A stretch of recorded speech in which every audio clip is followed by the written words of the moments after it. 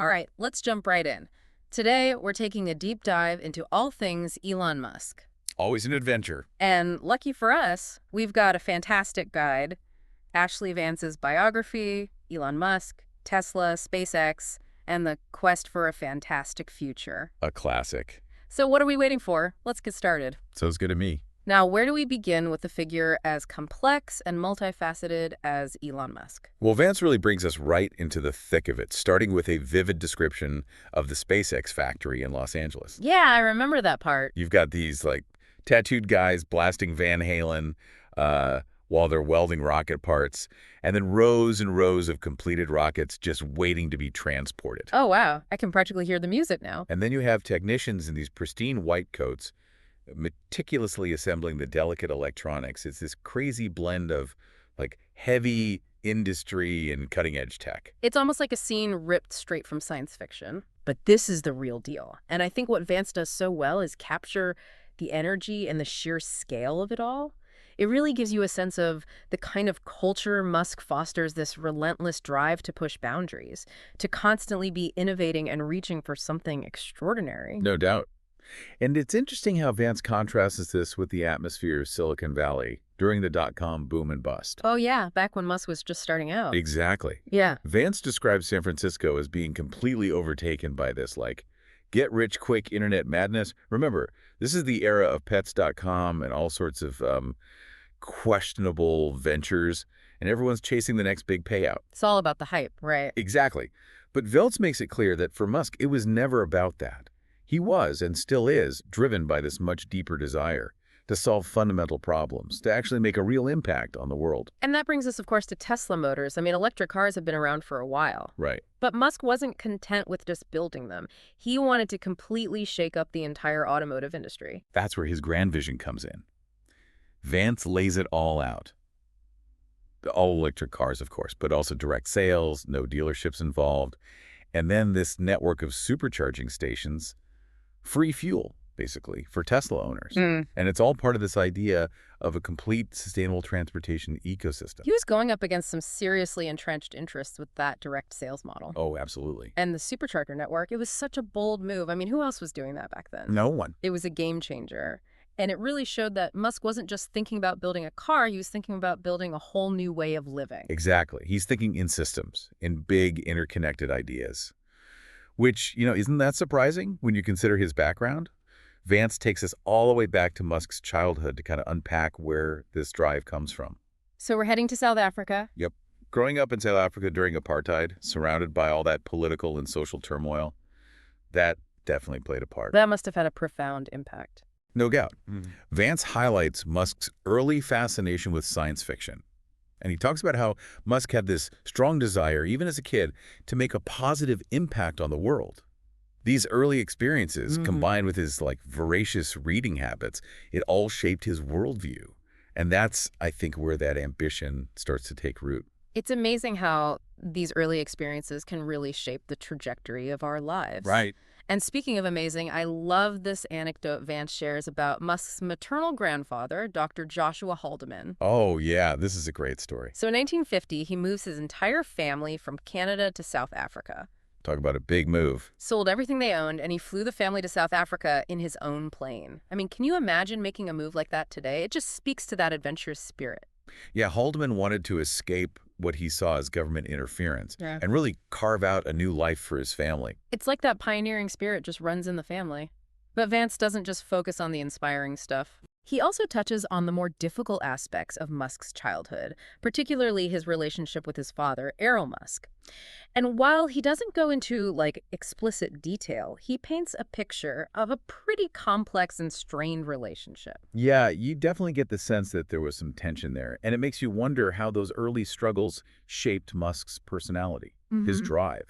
I mean, did it instill in him this kind of resilience, this fierce determination to prove himself? Vance kind of hints at that throughout the book. It's like a psychological thread that runs through the whole story.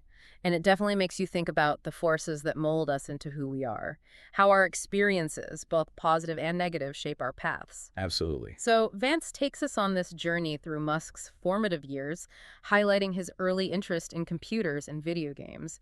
He wasn't just playing them, he was writing software. And he was selling computer parts from his dorm room. Talk about an early entrepreneurial spirit. It's like he was born to be a disruptor. But what's interesting is that while he excelled in these areas, he often clashed with the structure of traditional schooling. Like, Vance mentions how Musk saw it as pointless. He was more interested in devouring books and writing code than chasing grades. He had that thirst for knowledge, but it had to be on his own terms. Sounds familiar, right? I mean, how many of us felt that way at some point? He had this clear vision of what he wanted to learn and how he wanted to achieve it, even back then. Yeah. And speaking of visions, we got to talk about the founding of Zip2 with his brother Kimball. Oh, yeah. That's a wild ride. Constant challenges. But then this much-needed infusion of venture capital helps keep them afloat. And you can already see Musk's legendary work ethic on full display. Vance describes him as demanding, pushing himself and his employees to the limit. I bet it was intense working for him back then. Oh, absolutely. There's this great anecdote about a bike ride Musk went on with employees and friends. They were all experienced cyclists. But Musk, he's out of his element. But he pushes himself to the absolute limit, arrives at the top of the trail long after everyone else, exhausted, drenched in sweat. One of his colleagues remembers thinking, "Do or die, but don't give up." It's a perfect illustration of Musk's unwavering determination. If I can just picture it, and all that hard work paid off. I mean, Zip2 ends up being acquired by Compaq Computer for over $300 million in 1999. Not a bad return on investment. But of course, Musk is already onto his next big idea, enter.x.com. Now things get really interesting. X.com, an online financial services company, quickly becomes a fierce competitor to Confinity, the company behind PayPal. So it's a battle of the titans. Totally. And Vance described this crazy atmosphere, both companies burning through cash, trying to outmaneuver each other. I can only imagine the intensity. But eventually they realized that joining forces makes more sense than fighting to the death. So the merger of X.com and Confinity, that's what leads to the creation of the payment giant we know as PayPal today. And Musk emerges as the largest shareholder. It's a classic Silicon Valley story. But there's a twist, right? Yeah, a big one. While on his honeymoon, no less, Musk is ousted as CEO of PayPal. Talk about bad timing. Right. It was a huge blow. He tries to fight back at first, but eventually accepts the situation and turns his attention to other ventures. He's already thinking bigger, aiming for even grander challenges. As Vance puts it, he's got his sights set on something truly out of this world. Space. So while he's licking his wounds from that PayPal ouster, Musk is already diving deep into rockets and space travel. He even buys a Soviet-era ballistic missile just to, learn more about it. Hold on, he bought a missile like you buy a car? Yeah, apparently. It's all part of his lifelong fascination with Mars. And this idea of, colonizing other planets, it's starting to take shape. It's straight out of science fiction. Didn't he have that mice to Mars concept too? Sending a little greenhouse to Mars with plants and mice and stuff? That's the one, just like a symbolic gesture, Yeah. right? To show that life could exist on another planet. It's such a wild idea, but I guess that's Musk in a nutshell. Exactly. He's searching for that grand gesture for mankind, as Vance describes it, something that would capture the world's imagination and inspire people to, actually think about the possibilities of space travel. That definitely sounds like Musk. So that brings us to 2002, right? The founding of SpaceX. Yep. The start of a truly incredible journey. Vance takes us right inside those early days. The rapid hiring, the crazy work culture, Musk's hands-on approach to everything. There's even a story about him getting epoxy on his expensive shoes while testing a rocket part. He doesn't seem like the type to shy away from getting his hands dirty. Not at all. He's not just a CEO barking orders. He's down there in the trenches, diving into the technical details, pushing his team to find solutions. I can see why people would be drawn to working with him, but I imagine it could be pretty intense too. Oh, definitely. 90-plus hour work weeks were, the norm. And Musk's communication style, super direct, no nonsense. Could definitely be intimidating. I bet. But they were achieving incredible things. Although SpaceX did face its fair share of setbacks in those early days, right? Oh, yeah, for sure. The first 3 launches of the Falcon 1 rocket were total failures. Yeah. The company was basically on the verge of financial ruin. Can you imagine the pressure? It must have been immense. But then, in 2008, everything changes. The 4th launch. success. That must have been such a relief. It was a defining moment for SpaceX. They proved they could actually deliver. They achieved what a lot of people thought was impossible.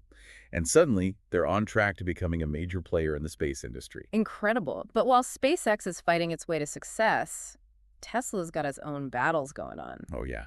Battery explosions, production delays, financial difficulties. It was a roller coaster. It sounds chaotic. It was. Vance talks about how Tesla's engineers came up with this ingenious solution to the battery problem, but they were still struggling financially. Musk must have been feeling the heat. Oh, for sure. He's pouring his own fortune into both companies. The pressure was insane. He later described it as the worst year of my life. But then, in the middle of all this chaos, there's this totally unexpected connection to Hollywood. Wait, what? Hollywood? Yeah.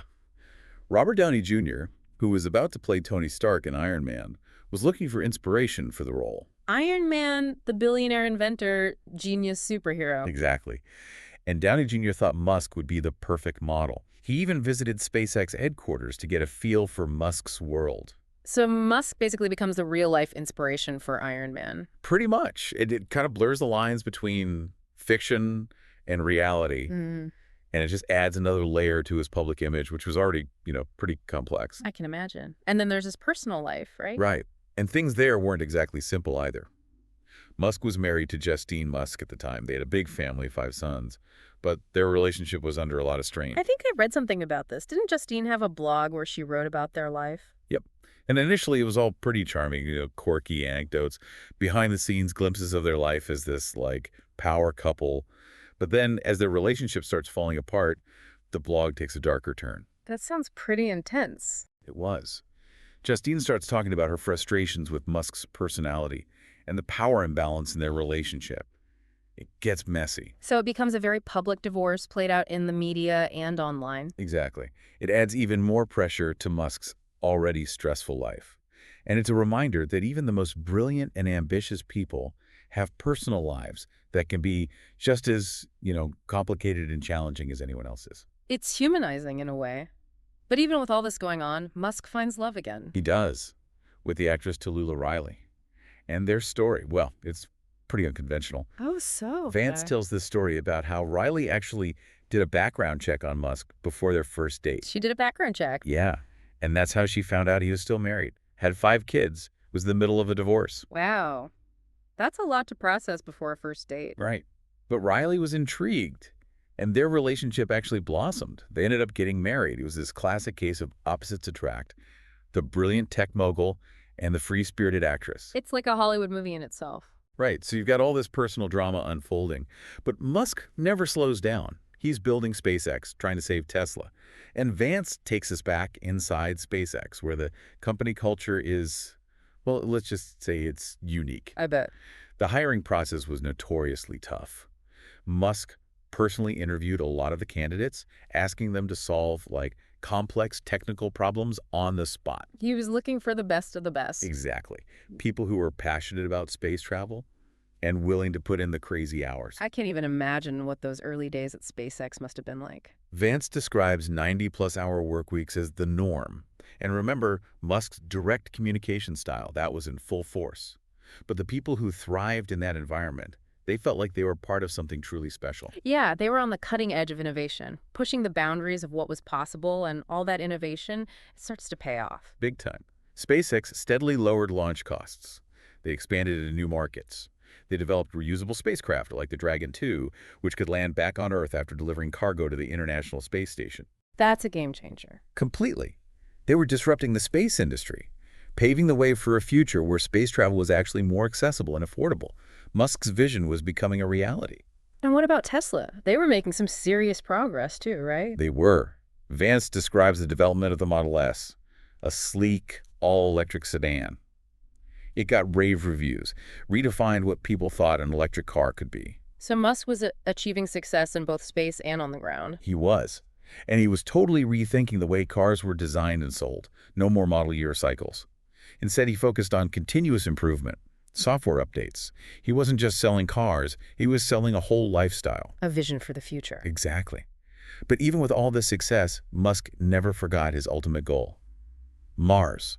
Vance takes us deep into Musk's Martian ambitions, terraforming the planet, making it habitable for humans. It sounds like something out of a sci-fi novel. Right. But Musk is dead serious. He truly believes that humanity needs a backup plan, a way to ensure our survival if Earth becomes uninhabitable. And Mars, he argues, is our best bet. So he's got this deep sense of urgency, this almost apocalyptic view of the future. Yeah. And it drives everything he does. He sees a limited window of opportunity to address these, existential threats. It's a pretty sobering thought. It is, but it's also incredibly motivating, I think. Mm. It makes you want to do something, contribute to something bigger than yourself. Absolutely. Now, I know Musk is famous for SpaceX and Tesla, but weren't there other projects he was involved in? Oh, yeah, definitely. Remember the Hyperloop? Vaguely. Refresh my memory. Okay, so it's this idea for a high-speed transportation system. Pods traveling through these near vacuum tubes, supersonic speeds. Oh, yeah, I remember that. It was going to be faster and cheaper than high-speed rail. Yeah, exactly. Sure. And Musk did just talk about it. He released the plans online, open-sourced the technology, encouraged others to actually develop it. So he was planting seeds, trying to get the ball rolling. Exactly. And it worked. Engineers and entrepreneurs got inspired, started forming companies dedicated to making the Hyperloop a reality. It shows you the power of ideas and Musk's ability to inspire people. Totally. But that relentless drive, that ambition, it sometimes came at a cost. Vance talks about some of the controversies surrounding Musk's management style, how he could be demanding, impatient, even ruthless at times. We saw hints of that in the SpaceX story. Right. And one of the most well-known examples is the firing of his longtime executive assistant, Mary Beth Brown. Oh, yeah, I remember hearing about that. She had been with Musk for over a decade, working tirelessly. But when she asked for a raise, Musk asked her to take 2 weeks off while he took over her duties. Oh, wow, that's harsh. And when she came back, he told her he didn't need her anymore. It sounds pretty cold. Yeah. It was a controversial move. It made a lot of people question Musk's empathy, his loyalty. It definitely puts a spotlight on the darker side of his leadership style, the question of ambition versus compassion, and the toll that, relentless pursuit of success can take on the people around you. Exactly. And as Musk's companies grew, so did the debate about his legacy, his impact on the tech industry. Vance presents a bunch of different viewpoints. Some people admire him, others have concerns. It's pretty fascinating. So what were some of the main criticisms? Well, the economist Tyler Cowen, for example, argued that while Musk's companies are impressive, they don't really represent true groundbreaking innovation. He saw it more as refining existing ideas and capitalizing on hype. So basically, not a true innovator. That was Cowen's argument. Yeah. But then you have someone like Larry Page, the co-founder of Google. He praised Musk's ability to apply first principles thinking, Meaning? breaking down problems to their fundamental elements and building solutions from the ground up. Page saw Musk as a rare talent. So two very different perspectives. It's interesting how polarizing a figure Musk can be. It is. And Vance doesn't shy away from that. He presents Musk's insights into things like the inner workings of PayPal, which are really interesting. But he also digs into those controversies, those complexities. Did he share Musk's thoughts on going public as a company? He did. And interestingly enough, Musk seemed to favor staying private. He thought the pressures of the stock market could be a distraction from actually building great products. That's an interesting take, especially coming from someone who's run several public companies. Right. So yeah, it's a complex picture Vance paints. That's for sure. And I think it's safe to say we're just scratching the surface here. There's so much more to unpack, so much more to learn about Elon Musk, his successes, his failures, his dreams, his flaws. But one thing's for sure, this is just the beginning of his story. Definitely. Elon Musk is a force to be reckoned with, and his impact on the world, it's only going to get bigger. Welcome back to our deep dive. We've covered so much ground already, but I have a feeling the Elon Musk saga is far from over. You got that right. Vance definitely leaves us with the impression that there's always more to the story.